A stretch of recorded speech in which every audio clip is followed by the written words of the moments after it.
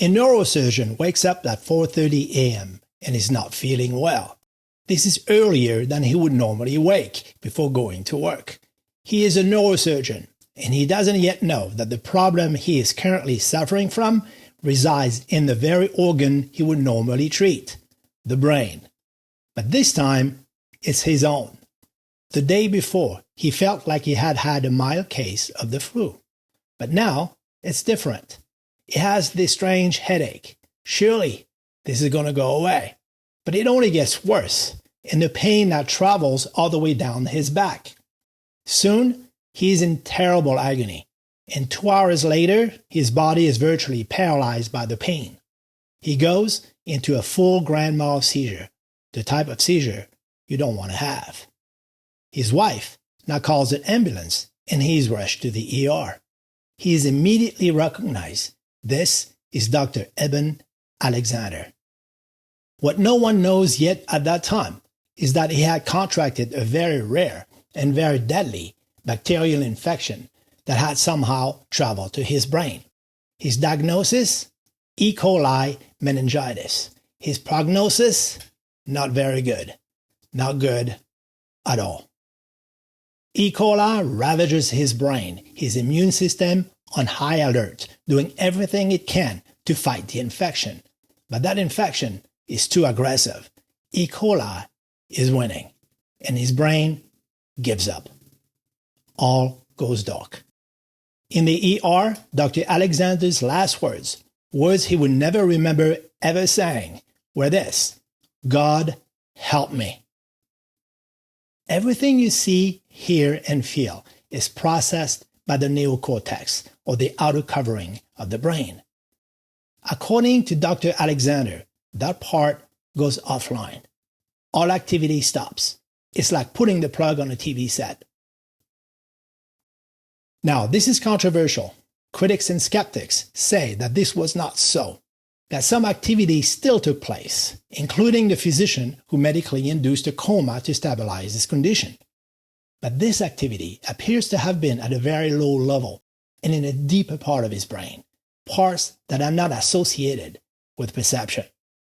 But it doesn't really matter. When the brain is this far gone, no experience is expected, and certainly not to the extent that Eben Alexander reports. He has an extraordinary experience. He doesn't remember who he is, where he comes from, and has no memories of anything whatsoever, and has a general feeling of being buried alive. It's dark, very dark, but the type of dark you can, in his own words, see. This sounds like a contradiction, but it isn't. You can interpret this in the context of what has already been reported time and time again from near-death experiences. During an NDE, there is no ordinary seeing, but more of an intimate sense of knowing. So I'm assuming that this is what Dr. Alexander is saying. It's just that words fail us in describing experiences like this when there is nothing like it in our daily lives. It has no body, no sense of time, and resides in what seems like roots or blood vessels. He is assaulted by the smell of death in the midst of strange animal faces and a distant pounding like metal on metal. So far, not so good. Horrid descriptions like this have been made by others, just under different forms. For some of them, they eventually come out of it and move on to a more pleasant realm. And this is also what happens here. But before I continue with Dr. Alexander's story, let me address the current situation. Is it possible that all of these experiences are distorted perceptions from the mayhem that occurred in the ER? For example, when strong lights are flashed in your eyes, it can reveal shadows of blood vessels cast onto the retina. Was this the blood vessels or roots he describes being buried in? But I simply wouldn't know how to explain seeing animal faces or being subjected to the smell of death. If you want to, you can always try to explain these things away as a brain operating in a dysfunctional manner. And that's the problem. You can always come up with a theory that dismisses someone's experience based on your own opinion of what is or isn't possible.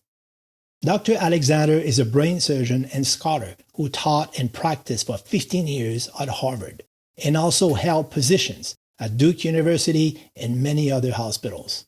He is the author of many publications on the subjects of neurosurgery and neuroscience. I am not going to sit here and tell you that a man with that type of background did not, in fact, experience what he says he experienced, and that he hasn't already thought of all possible scientific explanations for that experience. Now, a bright light pokes through the darkness, and Dr. Alexander is taken to another world of indescribable beauty. This world is reminiscent, at least in some aspects, of what we are accustomed to here on Earth. Landscapes, grass, trees, people dancing and wearing beautiful clothes, even a dog. This is, I believe, what has been a difficult, if not impossible, pill to swallow from the point of view of a skeptic.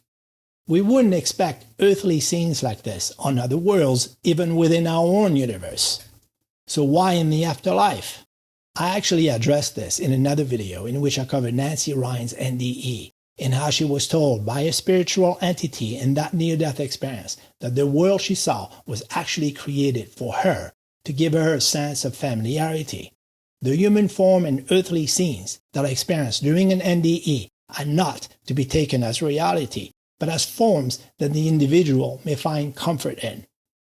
There is now a presence next to Dr. Alexander, a beautiful woman who acts as a sort of guide for him. What's incredible is that they are traveling on the wing of a butterfly. This really has the strong quality of a fantasy, and we know that the brain is certainly capable of coming up with all kinds of images when it's left to roam freely, such as in dreams. Isn't it interesting, though, that butterflies seems to be popping up whenever death is mentioned? Nancy Rhines saw thousands of butterflies for 2 weeks before she had her NDE. Butterflies, such as monarchs, are also associated with death in many different cultures and traditions around the world. If you know something I don't about these butterflies, leave a comment. I'd be very interested. But that woman on the butterfly plays a very important role in Dr. Alexander's experience, one that certainly suggests that his experience is real. I'll come back to this, so stay tuned. Now he sees orbs crossing the sky and strange flying things that he finds difficult to describe. All this among countless different universes in different dimensions. He feels no separation between himself and this world. He completely merges with it.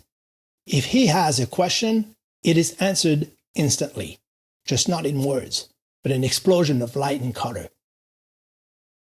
There is unity, a sense that everything is connected. Everything is one. All this he feels within a sense of being embraced, protected, and loved unconditionally, the way, he says, a mother surrounds and protects an embryo. So the bottom line is whether Dr. Alexander's brain was still functioning at the time of his experience or not.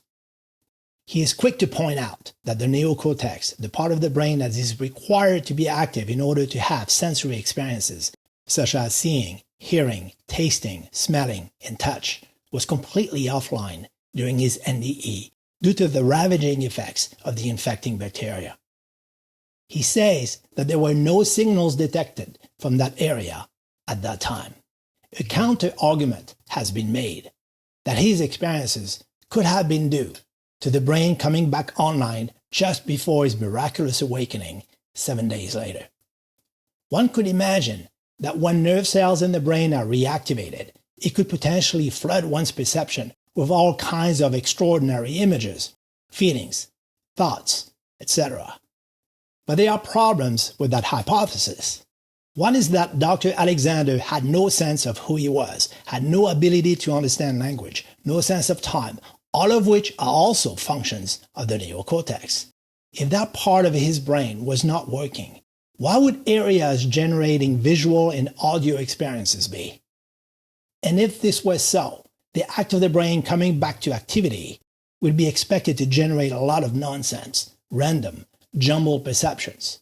Yet, the experience was highly detailed, coherent, ultra-real, involving colors never seen before, and incorporated a deep feeling of love and understanding of the meaning of everything.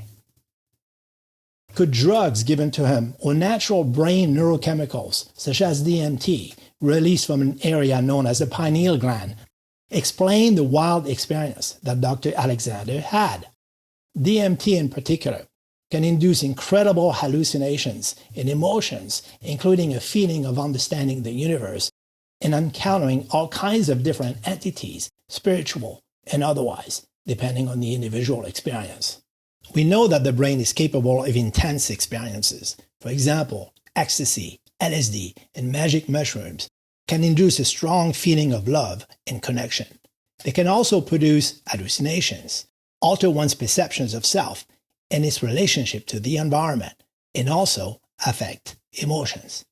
But remember that any chemicals released by or introduced into the brain would only find a neocortex that was offline. So they couldn't have had an effect on perception. It would be like trying to switch the channel on a TV that's not even plugged in. Also, Dr. Alexander, a neuroscientist and neurosurgeon, knows what hallucinations are. He's had them and had many patients who's had them when they came back to consciousness. He's adamant his experience was very different from an hallucination. It was, in his own words, ultra real. The sense that there is no time, the super vivid colors, the experience of a reality that is more real than this one, which makes this one feel more like a dream. The non-verbal communication, the feeling of being bathed in love, a strong sense of familiarity, like he was coming home. All this was a very concrete and lucid experience for him. His experience is also consistent with every near-death experience that have ever been reported. It has been estimated that about 5 to 10% of the population remembers an NDE. This means that there has been millions of people experiencing NDEs as of the making of this video. Now, you want to know what he was told beyond the brink of death? That's the good news, and something I think we all know deep down. Here it is. You are loved and cherished forever. You have nothing to fear. There is nothing you can do wrong. And no, this is not a ticket to do harm to others and then hope to be forgiven somehow, because you will be your own judge on everything you have done in this life, in your life review when you die. The real message is love. Now remember the entity that rode with him on the butterfly wing? Sometime after waking from his coma, Dr. Alexander, who was adopted, searches for his biological parents. After a long, fruitless search, he finally finds out who they are. And they send him a picture of the sister he never knew existed. This sister, named Betsy, had died 2 years prior to his NDE, and he recognized her immediately. She was the very woman who was his guide on that butterfly. I'm Rick from Psychology of the Strange, and I hope to see you next time.